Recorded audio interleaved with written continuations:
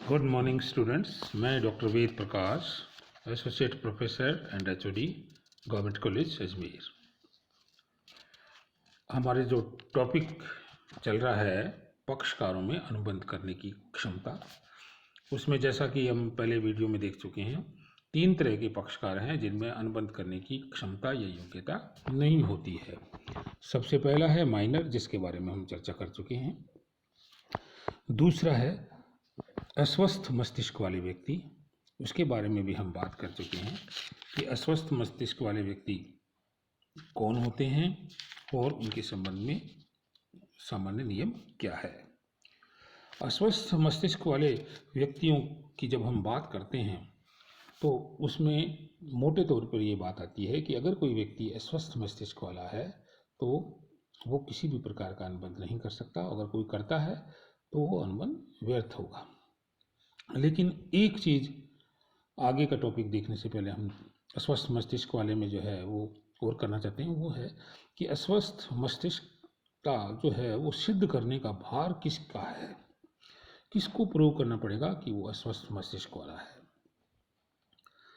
कानून जो है वो सभी लोगों को स्वस्थ मस्तिष्क वाला मानता है। यदि न्यायालय में कोई विवाद पैदा होता है, पक्षकारों को स्वयं की या अन्य पक्षकारों की स्वस्थता सिद्ध करनी पड़ती है। अगर सामान्यतः स्वस्थ मस्तिष्क वाला व्यक्ति है तो और वो अनुबंध को रद्द करवाना चाहता है तो उसको खुद को ही ये सिद्ध करना पड़ेगा कि उसने जब अनुबंध किया था वो अस्वस्थ मस्तिष्क वाली अवस्था में था। और अगर सामान्यतः अस्वस्थ मस्तिष्क वाला व्यक्ति है और वो अनुबंध को रद्द करवाना चाहता है तो वह अनुबंध को रद्द कर सकता है। ऐसी दशा में यदि इस अनुबंध को रद्द होने से बचाने के लिए दूसरे पक्षकार को ये सिद्ध करना पड़ेगा कि अनुबंध स्वस्थ मस्तिष्क के समय ही किया गया था। साथ ही अस्वस्थता प्रकट करने का दायित्व जो है वो अस्वस्थ मस्तिष्क वाले व्यक्ति का नहीं होता है। दूसरे पक्षकार को ही अपने निजी तौर पर ये जानकारी प्राप्त करनी पड़ती है कि सामने वाला पक्षकार अस्वस्थ मस्तिष्क का तो है या नहीं। अब हम आज का टॉपिक जो है राजनियम द्वारा अयोग्य घोषित व्यक्ति, इसके बारे में बात करेंगे। तीसरे तरह के व्यक्ति जो अनुबंध करने के लिए अयोग्य हैं वो है पर्सन डिस्क्वालीफाइड बाई लॉज या राजनियम द्वारा अयोग्य घोषित। विभिन्न देशों के राजनियमों में कई व्यक्तियों को अनुबंध करने के लिए साफ तौर पर अयोग्य घोषित किया गया है। ऐसे व्यक्तियों की कैटेगरीज ये हैं जो हम आज बात करें। सबसे पहला है एलियन एनिमी या विदेशी शत्रु। जब हमारे देश का किसी विदेशी राष्ट्र से विवाद चल रहा है, युद्ध काल चल रहा है, तो ऐसी दशा में गवर्नमेंट उसको विदेशी शत्रु घोषित कर देती है। तो विदेशी शत्रु देश के किसी भी नागरिक से हमारे देश का नागरिक कोई अनुबंध नहीं कर सकता।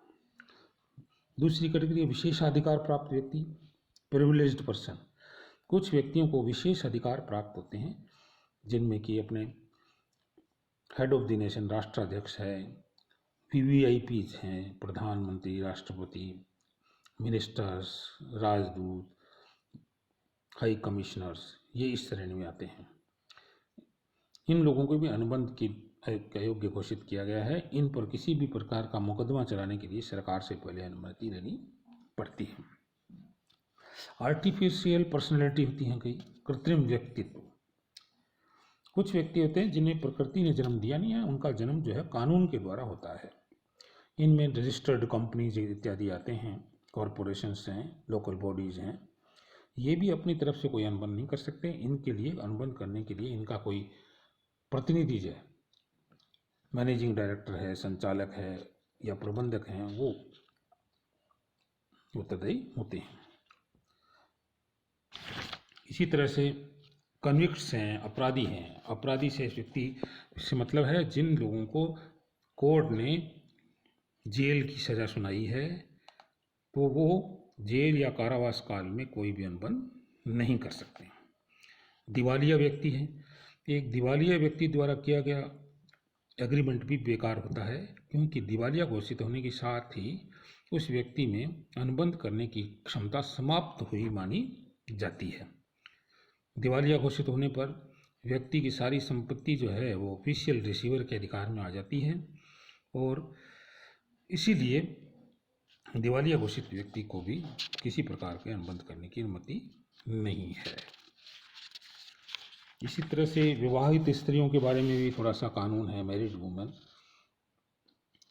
विवाहित स्त्री संपत्ति अधिनियम बना हुआ है, मैरिड वुमेन प्रॉपर्टी एक्ट की धारा 4 के अनुसार प्रत्येक विवाहित स्त्री अपनी संपत्ति अलग से रख सकती है और अनुबंध कर सकती है, किंतु उसके द्वारा किए गए अनुबंधों से पैदा होने वाले दायित्व के लिए उस स्त्री का स्त्री धन ही उत्तरदायी होगा। उसके द्वारा किए गए अनुबंधों के लिए उसका हस्बैंड या पति उत्तरदायी नहीं होगा। तो ये विवाहित स्त्री के लिए एक नियम है कि वो अपने स्त्री धन से ही अपनी रिस्पॉन्सिबिलिटी को दे सकती है। अगर स्त्री धन नहीं है तो उसके पति पर इसके लिए कानून कोर्ट जो है वो में दावा नहीं किया जा सकता। तो ये हो गया भाई विद्यार्थियों, पक्षकारों में अनुबंध करने की क्षमता क्या है और पक्षकारों में अनुबंध करने की क्षमता के संबंध में नियम क्या है। ये चैप्टर यहाँ कंप्लीट हो गया है। आज के लिए इतना ही। कल हम नए वीडियो के साथ उपस्थित होंगे। धन्यवाद। जय हिंद।